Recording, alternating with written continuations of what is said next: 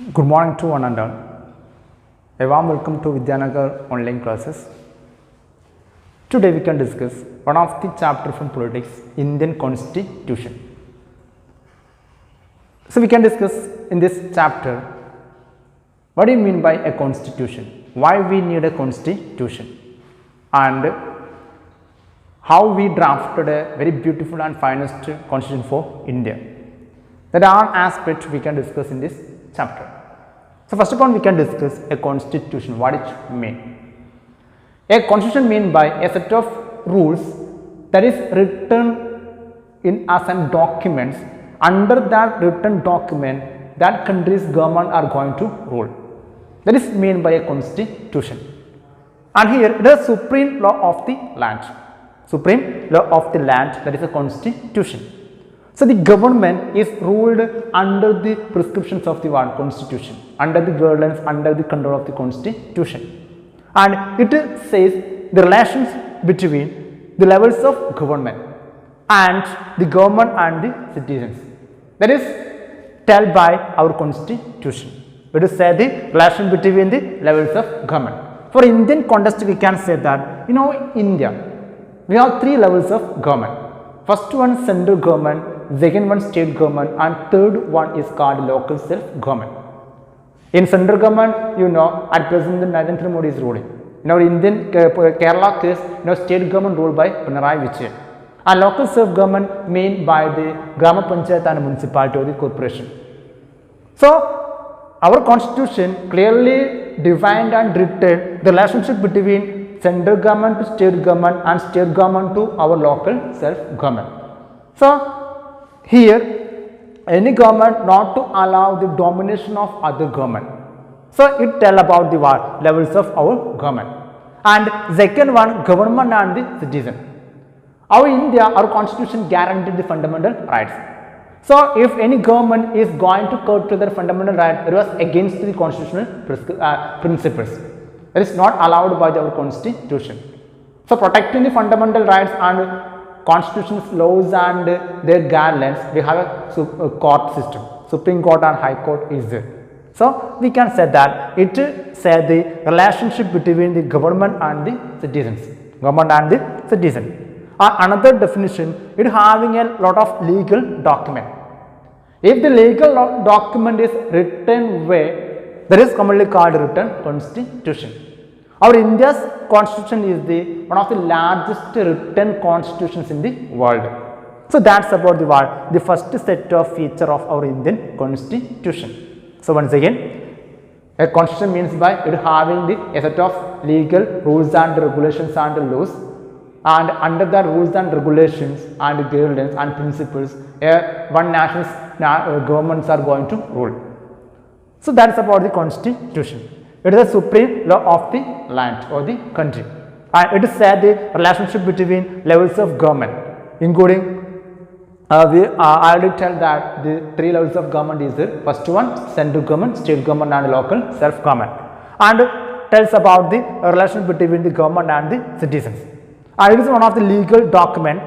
If we have 193 nations is there. Every nation's constitution is not a written way. But some constitution is there, majority of the constitution, there is a written pattern.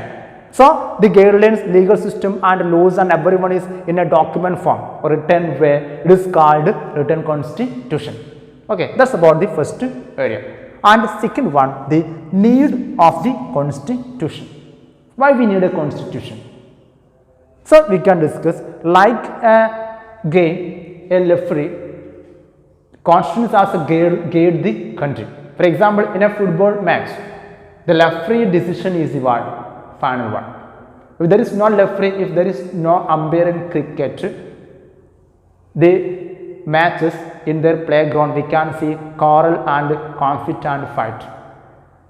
That is why the referees or umpires decision is the final one. If there is anything happen in the playground, like this referee, like this umpire, our constitution control, guide and lead the nation.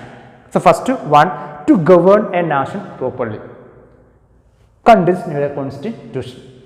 To govern a nation properly, countries are needing the constitution. In our world or America, drafting the first nation for one country's constitution.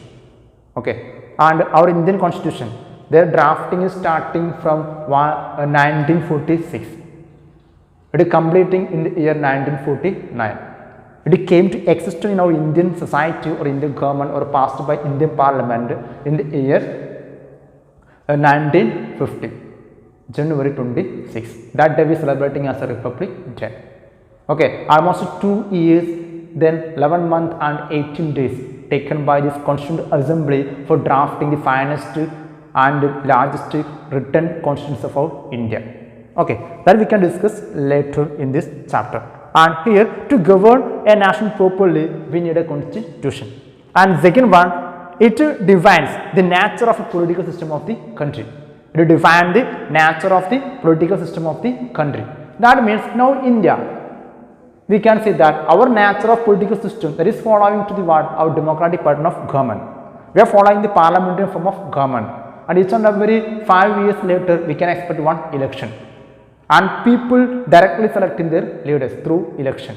And we following the representative democracy. So that types of the what? Our nature of the political system, that is deeply defined by our constitution. Lok Sabha, out of 545 seats, India, in Lok Sabha election, any party or alliances, they got 272 seats. That's a lucky number, 272. That party or that alliance can form a government. That is written in our Indian constitution. And everyone's powers and limitations, every department, every levels of government, their powers and limitations are clearly defined in our Indian constitution. So it defines the nature of the political system of the country. And if anyone, an outsider, a foreigner, he need to know about our Indian political system. So he can directly check in the constitution.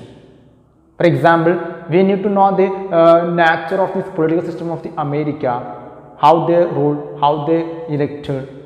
We should check their constitution. So we get the clear idea. So it defines the nature of the political system of a country. And the third one, it guard against any issue in our mind. It guard against any issue in our mind. That means if the government is taking a decision under the principles of constitution, we feel that that decision, that policy is against the interest of our expectations and our needs. We feel that our country, our law is against our wishes. So in that typical condition, if we just approach a legal advisor or mainly the legal side a person, he clear it. Why he feel like this way? Why? Because every one is written in our Indian constitution. So that misunderstanding is removed by Indian constitution through their guidelines and principles. So it to guard against the what? Any issues in our mind. So if the government taken any decision, if there is any issues happen, we feel that that issue, that decision is against our interest. So we can just check our constitution and their principles. So we understood that that is our mistake. Because everything is written out in the constitution. So that's about this word definition and introduction of the constitution. And second one we can discuss why we need a constitution. In our India, we discussed that there is a 3 organs of government, not levels. Levels of government is 3 one.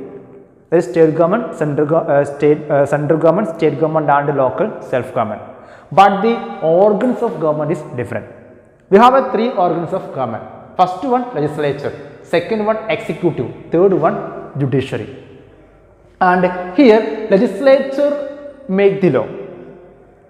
That including our Indian Parliament and state legislative assembly. The legislature make the law for the country. For example, our Indian Parliament including our president, then Lok Sabha and Rajya Sabha. They together make a law. And that is why our state, for example, for the Kerala people, we have a state legislative assembly in our Trivandrum. The UDF and LDF and BJP one member, they together discuss and debate, and after a proper discussion, they frame a law for Kerala. So state legislative assemblies and parliament together frame or make the law. So that is called legislature. And here executive. Executive means execute the law. Legislature made or make the law, executive make the law. Executive execute the, not make, execute the law. For example, our ministers and different legal department and police, they execute the law. Legislature make the law and executive execute the law. That's about the second function. And third one, judiciary. Judiciary mean by our legal system, that including in apex levels of court called Supreme Courts. The lower level we can see that as mainly the high courts, and third level we can see the our municipal court or the district courts. This court system is including our judiciary. Judiciary main function that was to protect the law. Legislature make the law, executive execute the law, and judiciary protect the law. So that's about the what? Three organs of government. So these three organs of government, their function within the constitutional principles and their guidelines and their control. And every powers and functions and limitations of the three organs of government clearly defined and written in the constitution. That is why these three organs are work under the guidelines of Indian constitution. Okay, that's about the what? The fourth need of a constitution. And for example, we can say that if the legislature including our ministry, that is including central ministry and state ministry, if they ruled according to their wishes, they are going to dominate other political parties and their system. It was against constitutional principles. And otherwise, if they function and act against constitutional principles and guidelines, in that moment Supreme Court going to interfere. Why? Because Supreme Court or judiciary, executive and legislature is entirely three departments, separate department. So each and every organs have their own power and limitation. Okay, so that's about the what, that things. And second one, it provides a set of basic rules. It provides a set of basic rules. For a nation, it provides a set of basic rules. So every government, every people, they are going to respect and follow these rules, basic rules that is prescribed by the Indian constitution. And it is specified who has the power to make decision. And government formation also, that is clearly mentioned by the constitution. It is specified who has the power to make decision. For example, in the case of the Kerala, our Kerala government is the what? An authority to take about a case about our Malayalis. And now India, central ministry have a power to take decisions about all Indians. So it clearly defined that who has the power to make decisions about the country. And second one, government formation. How to form a government? There are procedures that everything is what clearly mentioned in our constitution. We see that in our Kerala case, each and every 5 years there is a legislative assembly election. We have 141 seats total, and out of these seats we conducting the what election. We conducting the election. Different political parties are contesting, and finally those political party got almost above 71 seats. That party can form a government in our Kerala. Okay, that government formation clearly mentions the constitution. Now in the condition already mentioned here, out of 445 seats, any political party or any alliances got 272 seats, that party can form a government in our India. Okay, that is clearly mentioned in our constitution. So that government formation, their procedures, everything is mentioned in our constitution. And last one, it create conditions for a just society. It create conditions for a just society. That mean by for preserving and for making a society a best and just society, it created conditions. Otherwise, our society going to a terror, and our society going to like other countries going to anarchy. There is a lot of caste conflict, there is a lot of communal conflict, there is a lot of political conflict, and there is a lot of mainly massacres on the basis of the rights we can see here.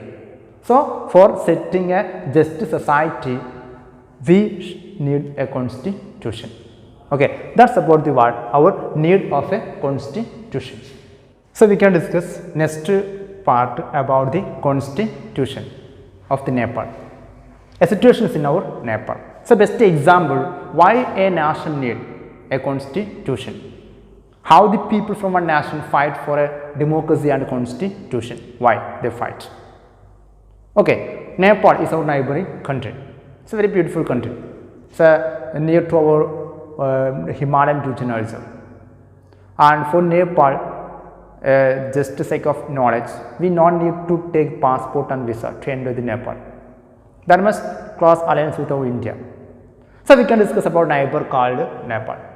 In Nepal, a long years ruled by a monarch, a king. Monarchical rule is exist in our Nepal. And in Nepal, there is one constitution.